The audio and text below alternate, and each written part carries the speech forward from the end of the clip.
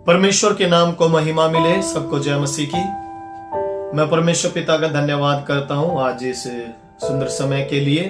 इस टॉपिक पर हम बातचीत करेंगे, वो है परमेश्वर का दिव्य दर्शन। परमेश्वर हमें दर्शन देता है, उसके विषय में है जो आज हम बातचीत करेंगे। और उसके लिए हम निकालेंगे नीति वचन उसका 29 अध्याय और 18 आयत। नीति वचन 29 अध्याय और 18 आयत में लिखा है कि जहां दर्शन की बात नहीं होती वहां पर लोग निरंकुश हो जाते हैं, और जो व्यवस्था को मानता है वह धन्य होता है। यहाँ पर लिखा हुआ है कि जिसके जीवन में दर्शन नहीं है, जहां पर दर्शन की बात नहीं होती वहां पर निरंकुश हो जाते हैं, लोग हताश हो जाते हैं।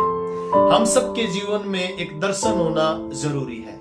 जब हमारा एक दर्शन होता है तो हम आगे बढ़ते हैं। बगैर दर्शन के हम आगे नहीं बढ़ेंगे, बगैर दर्शन के हम इधर उधर भटकते फिरते रहेंगे। इसलिए परमेश्वर का वचन यहाँ पर कहता है कि जहां पर दर्शन की बात नहीं है, जिस व्यक्ति के जीवन में दर्शन नहीं है, वो व्यक्ति निरंकुश हो जाता है, वो व्यक्ति हताश हो जाता है, वो व्यक्ति निराश हो जाता है। इसलिए हम सबके जीवन में दर्शन होना जरूरी है। तो एक व्यक्ति के बारे में बाइबल में से हम देखेंगे कि उसके जीवन में पहले दर्शन नहीं था, तो इधर उधर भटकता फिरता था, लेकिन जब परमेश्वर ने उसे अपना दिव्य दर्शन दिया तो परमेश्वर के लिए इस्तेमाल हुआ। जब उसे अपने दर्शन का पता चला तो वो परमेश्वर के कार्य के लिए इस्तेमाल हुआ। उसके लिए आप मेरे साथ निकाले निर्गमन की पुस्तक और उसका 1 अध्याय। निर्गमन की पुस्तक जब आती है तो हमारे जहन में एक ही कैरेक्टर उठता है, वो होता है मूसा। सच बात है, आज हम मूसा के बारे में देखेंगे। और जब मूसा का जन्म हुआ तो इसके शुरुआत के दिनों से ही जब ये पैदा हुआ उन्हीं दिनों से ही इसे जो है विपत्तियों का सामना करना पड़ा, क्योंकि फिरौन राजा ने आज्ञा दी थी कि उस समय के जितने भी बालक है उन सबको जो है मरवा डाले। लेकिन परमेश्वर की एक योजना थी मूसा के जीवन में, परमेश्वर की एक युक्ति थी मूसा के जीवन में। परमेश्वर ने मूसा को बचा कर रखा। जब उसको नील नदी में डाल दिया गया तो फिरौन की बेटी को जो है वो पाया और उसका जो है पालन पोषण किया गया। और मूसा जब बड़ा हुआ, जैसा कि जब 10 आयत में हम पढ़ते हैं, जब बालक कुछ बड़ा हुआ तब उसे फिरौन की बेटी के पास ले गई और उसका वह बेटा ठहरा। और उसने यह कहकर उसका नाम मूसा रखा, मैंने इसको जल से निकाला है। मेरे प्रियो, जिस व्यक्ति के जीवन में परमेश्वर की योजना होती है, जब परमेश्वर जिस व्यक्ति से अपना काम कराना होता है, चाहे उसके जीवन में कितनी भी विपत्ति हो जाए, परमेश्वर उसका कुछ भी बिगड़ने नहीं देता है। मूसा के लिए परमेश्वर की एक युक्ति थी, एक योजना थी, इसलिए परमेश्वर ने बाल्यकाल से ही मूसा को बचा कर रखा। लेकिन मूसा परमेश्वर के दर्शन को समझ नहीं पाया, परमेश्वर के उन बातों को वो समझ नहीं पाया। और हम जब 12 आयत यहाँ पर 11 आयत हम यहाँ पर पढ़ते हैं तो लिखा हुआ है, ऐसा हुआ जब मूसा जवान हुआ और बाहर अपने भाई बंधुओं के पास जाकर उनके दुखों पर दृष्टि करने लगा, तब उसने देखा कि एक मिस्री जन उसके इब्री भाई को मार रहा है। वो अपने भाइयों से प्रेम करता था, अपने इब्री भाइयों से वो प्रेम करता था। उसके दिल में अपने भाइयों के प्रति, इब्री लोगों के प्रति एक दर्द था, एक दुख था। ये एक हृदय है जो परमेश्वर को पसंद आने वाला एक हृदय जो मूसा के अंदर था, क्योंकि जब किसी के प्रति हमारे दिल में दया होगी तो परमेश्वर उस बात को पसंद करता है।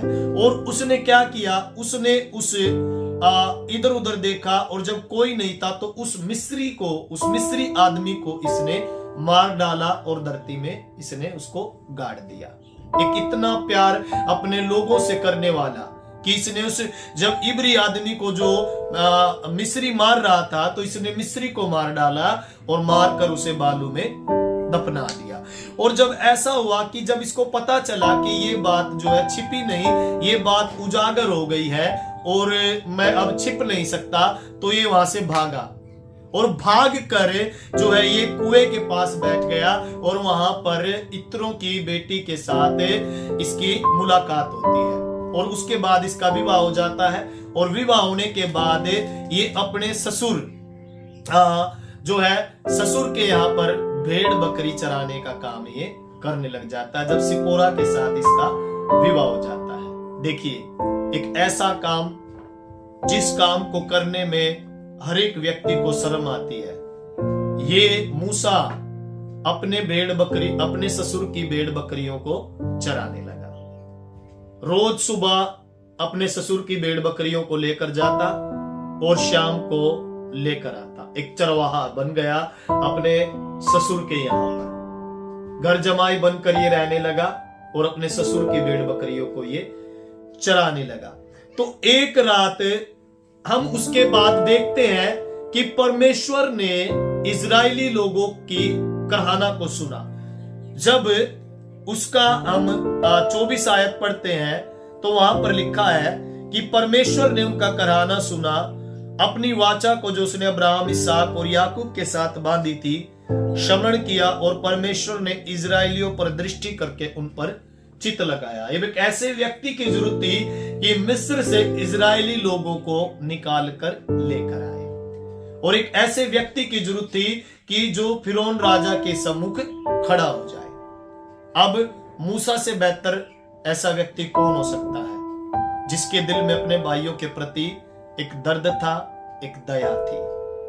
और एक बार ऐसा हुआ, जब हम इसका 3 अध्याय पढ़ते हैं, वहां पर लिखा हुआ कि मूसा अपने ससुर इत्रो की मिद्यान याजक की भेड़ बकरियों को चरा रहा था। अब एक दिन भेड़ बकरियों को ये चराता चराता जंगल में पहुंचा और उन्हें जंगल की पश्चिमी और होरेब नामक परमेश्वर के पर्वत के पास ले गया। यह भी एक परमेश्वर की योजना थी कि जब समय आया, क्या उससे पहले हम देख सकते हैं मूसा भेड़ बकरियों को नहीं चराता था, लेकिन उस दिन होरेब पर्वत पर परमेश्वर के पर्वत के पास वो मूसा को ले आया। और वहां पर लिखा हुआ है, और परमेश्वर के दूत ने एक कटीली झाड़ी के बीच में आग की लो में उसको दर्शन दिया। यहां पर मूसा को एक दिव्य दर्शन है जो मिलता है, और दर्शन मिलने के बाद वहां पर लिखा हुआ है कि उसने दृष्टि उठाकर क्या देखा कि झाड़ी जल रही है पर भस्म नहीं होती। हम देखें कि अगर एक आम पेड़ में आग लग जाए, एक छोटी सी झाड़ी में अगर आग लग जाती है तो वो थोड़ी सी देर के बाद भस्म हो जाती है, लेकिन मूसा ने क्या अद्भुत काम वहां पर देखा कि झाड़ी में आग तो लगी हुई है लेकिन वो भस्म नहीं हो रही। ये परमेश्वर का एक अद्भुत काम। और उसके बाद क्या हुआ, मूसा ने कहा, मैं उधर जाकर इस बड़े आश्चर्य को देखूंगा कि वह झाड़ी क्यों नहीं चल रही। मूसा के मन में एक बात आई, एक प्रश्न उठा, एक क्वेश्चन आया कि ये झाड़ी जल क्यों नहीं रही है। तो वो जाकर उसने जब झाड़ी को देखा तब परमेश्वर ने उसको आवाज दी और कहा, जब यहोवा ने देखा कि मूसा देखने को मुड़ा चला आता है, तब परमेश्वर ने झाड़ी के बीच में से उसको पुकार के कहा, हे मूसा, हे मूसा। मूसा ने कहा, क्या आ गया। हम यहाँ पर देखते हैं परमेश्वर मूसा के नाम को जानता था।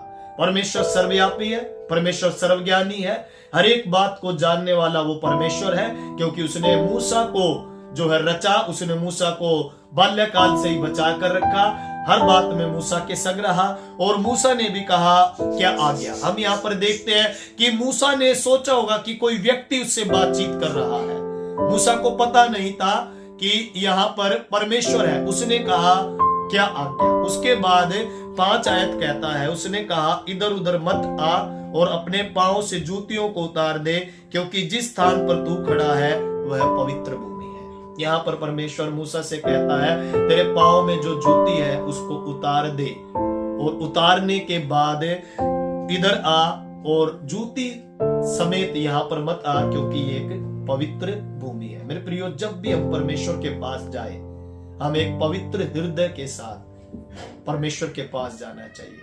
यदि हमारे जीवन में कोई ऐसी बात है जो हमें परमेश्वर के करीब आने से रोकती है, तो आज हमें उस बात को उतारना है। जैसा परमेश्वर का वचन हम मत्ती की किताब में भी पढ़ते हैं कि जब तेरी आंख तुझे ठोकर खिलाए तो उसे निकाल कर फेंक दे। तो यहाँ पर जब परमेश्वर को पता चला कि वो जूता पहने समेत, जूतों समेत मेरे पास आ रहा है, तो उसे आज्ञा दी कि जूतों को उतार दे, और जिस भूमि पर तू खड़ा है वो पवित्र भूमि है। आज हमें भी उन सब बातों को उतार कर परमेश्वर के पास आना है। और लिखा है 6 आयत में, फिर परमेश्वर ने कहा मैं तेरे पिता का परमेश्वर, अब्राहम का परमेश्वर, इसहाक का परमेश्वर और याकूब का परमेश्वर हूं।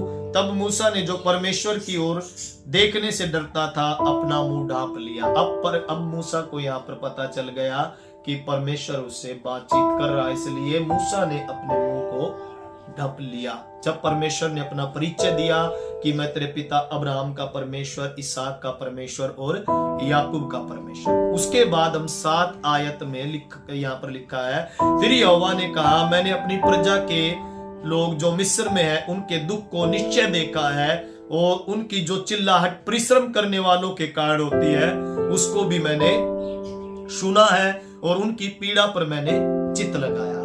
प्रेमी परमेश्वर हमसे प्रेम करता है, वो हमें दुखों में देख नहीं सकता, वो हमें पीड़ा में देख नहीं सकता, इसलिए वो हमें छुड़ाने के लिए किसी एक ऐसे व्यक्ति को तैयार करता। हम देखते हैं जब सारी दुनिया पाप में पड़ी हुई थी, परमेश्वर के साथ मनुष्य का संबंध टूट गया था, फिर से परमेश्वर के साथ मनुष्य का संबंध स्थापित करने के लिए उसने अपने पुत्र प्रभु यीशु मसीह को इस जगत में भेजा, और उसने हमारी सारी पीड़ा को अपने ऊपर लेकर हमारे पापों को क्षमा कर उसने परमेश्वर के साथ हमारा मेल मिलाप कराया।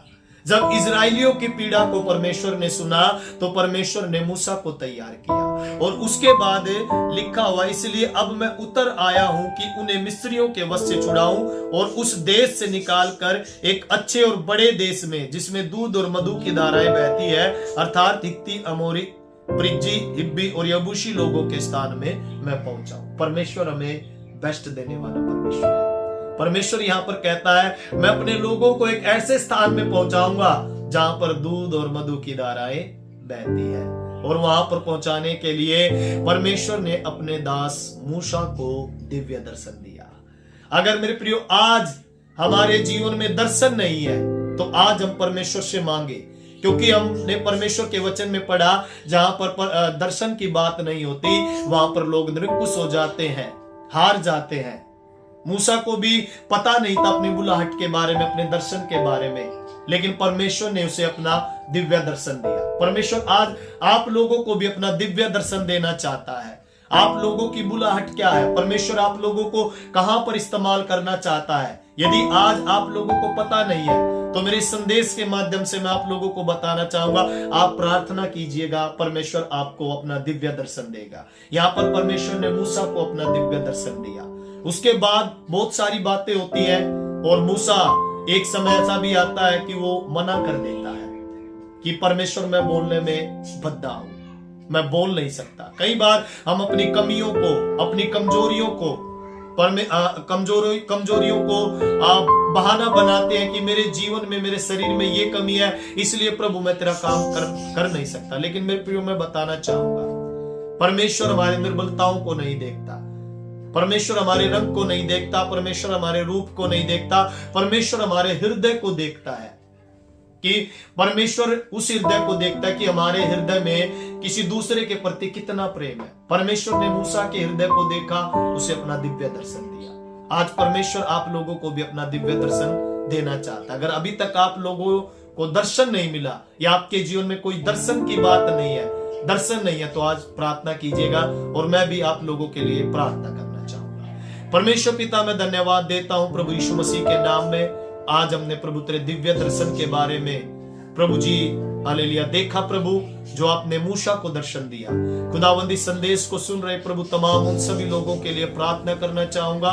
खुदावंद जिनके जीवन में अभी तक दर्शन नहीं है प्रभु जी, उन्हें तू अपना दिव्य दर्शन दे, और तेरा दिव्य दर्शन पाकर प्रभु वो तेरे काम के लिए इस्तेमाल होने पाए। खुदावंद तूने बुलाया है परमेश्वर, और बहुतायत का जीवन देने के लिए बुलाया है।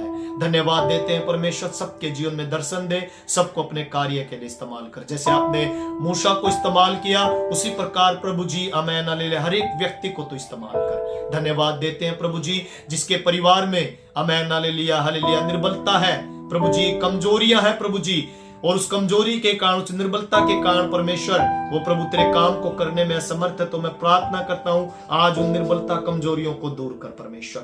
मैं धन्यवाद देता हूं प्रभु जी, धन्यवाद। धन्यवाद के साथ प्रभु यीशु मसीह के नाम में हम इस प्रार्थना को मांगते सुन और ग्रहण कर पिता, आमीन आमीन। मैं परमेश्वर का धन्यवाद देता हूं। यदि आप लोग हमसे प्रार्थना कराना चाहते हैं तो स्क्रीन के नीचे दिए गए नंबर पर जरूर कॉल करें, हम आपके लिए जरूर प्रार्थना करेंगे। परमेश्वर आप सबको आशीष दे। जय मसीह।